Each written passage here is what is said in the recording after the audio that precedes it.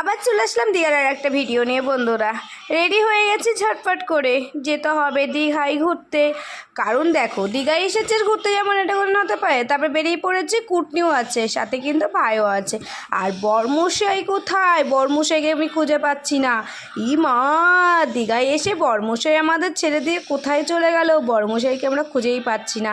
দেখতেই পাচ্ছ তোমরা, আমি কিন্তু তোমাদের কিন্তু ভিডিওর মধ্যে দেখাচ্ছি যে বরমশাই কিন্তু আমরা খুঁজেই পাচ্ছি না। সত্যি কথা বলতে বরমশাই কিন্তু আগে একটু বেরিয়ে গেছিলো।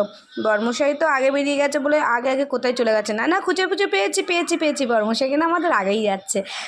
যাই হোক, ভিড় ছিল সামনে, যে ওই জন্য বুঝতে পারিনি। তারপরে দেখো কি সুন্দর সুন্দর সব জিনিসপত্র নিয়ে বসে পড়েছে। আর এই জায়গাটা তো আমার এত সুন্দর লাগে, আর কি বলবো, হেভি সুন্দর লাগে। সত্যি কথা, দীঘায় এতবার গেছি তাও মনে হয় না দীঘায় আবার যাই।